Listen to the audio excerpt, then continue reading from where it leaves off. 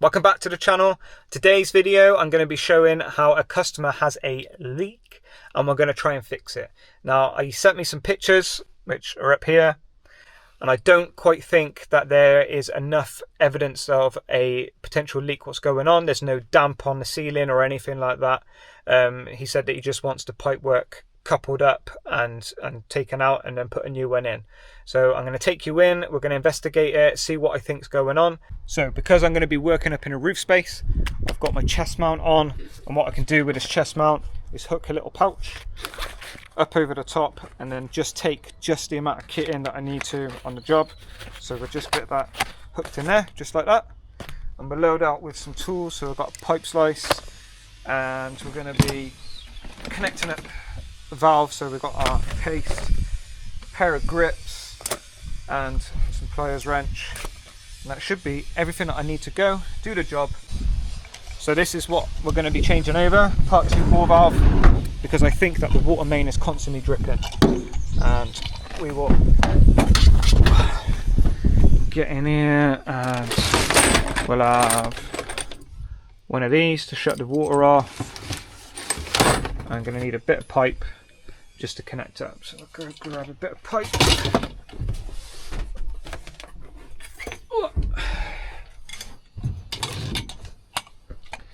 And that should be everything that we need for the job.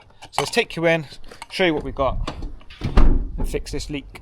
So inside the property, this is one picture that we saw, and we can see here we got water running down this pipe.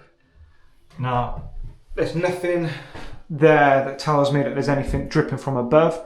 We've got no damp on the ceilings whatsoever. If we look underneath here, we've got stop tap, but there's more residue of water all here, all on the pipes. Down here, like I said, I can't actually see anything dripping or coming through the ceiling or running down any pipework at a vast rate, which is the reason why I'm going to go ahead and say that it's condensation. Now, when I actually turn off this pressure reducing valve, the pressure actually decreases. So because I'm going to have to shut the water off anyway, I'll just shut them off. It is ringing wet, yeah.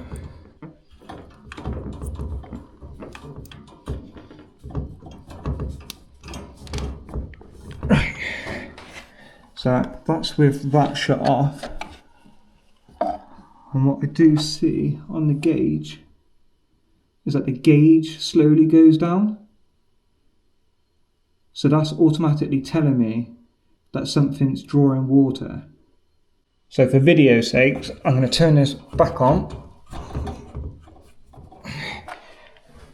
and we'll jump up in a roof space and I'll show you what I found.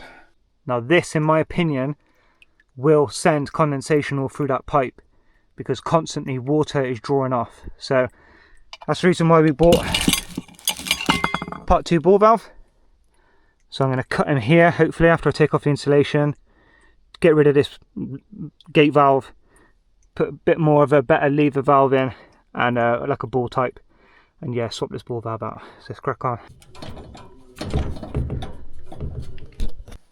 So with that mains off, I'm going to drain the coals here and here. It's a combi system, so the hot is naturally isolated anyway through the mains.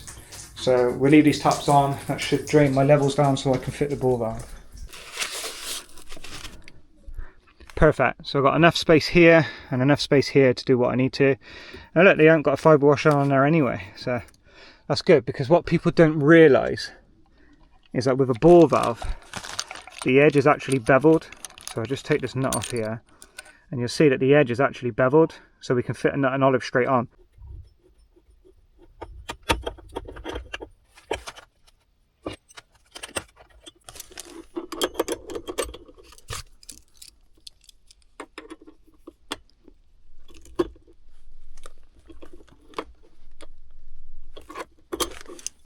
Right, so with that new isolator fitted, got rid of the old valve, We'll change them up, but first what we'll do is we'll actually stop this from draining, because we don't want to be draining all the way down and then suck any of this rubbish down into the pipework. So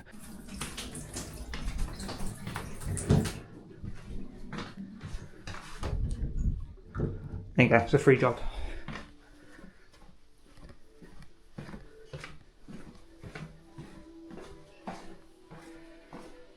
Let's get the water back on.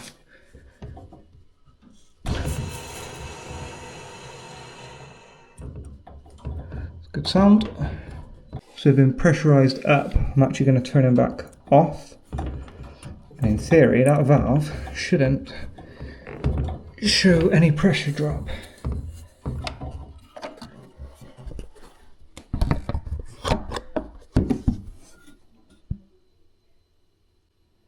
Perfect. So as you can see, that needle's not dropping anymore.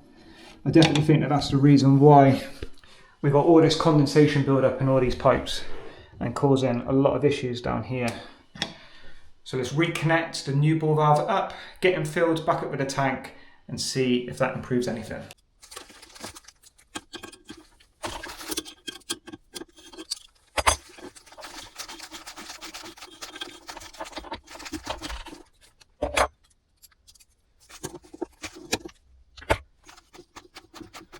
Right, that's the old valve off. Just chuck them across the roof space, so you'll leave it there for a bit. New part 2 in.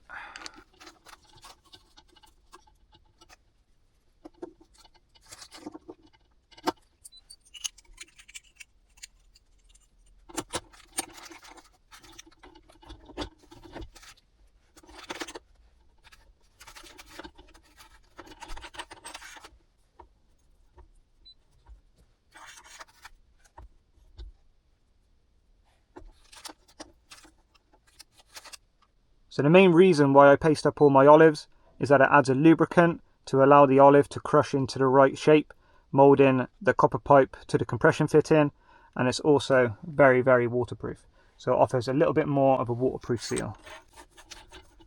So you want to make sure that you do all your nuts up by hand, because that will basically stop you from cross-threading. If they go all the way up by hand, then you know that when you tighten them up, you're good to go. If he's binding really at the start, then you know something's not right and you have to readjust. So we'll just go ahead and tighten up the valves.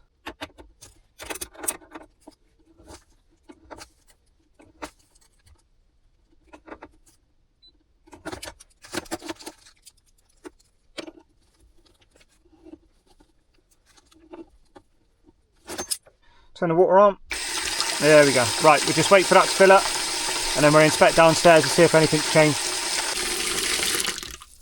So whenever you do a new ball valve, I like to always just sit here and make sure that he shuts off, because the last thing you want to do is walk away from the job and find out that the ball valve is not set right and you're overflowing, either causing him to go out the overflow pipe there or up over the top or doing something a bit funky. So yeah, make sure that your ball valves are nice and tight here. We're just going to do that now. Make sure he's nice and tight and check your level. Right, so there we are. Tank's all full, tested it for level wise, inch below the overflow. Ideally, you don't really want this overflow here. You want them on opposite side or something like that, because when he does fill, you do get a bit of splashback and that could potentially cause a leak.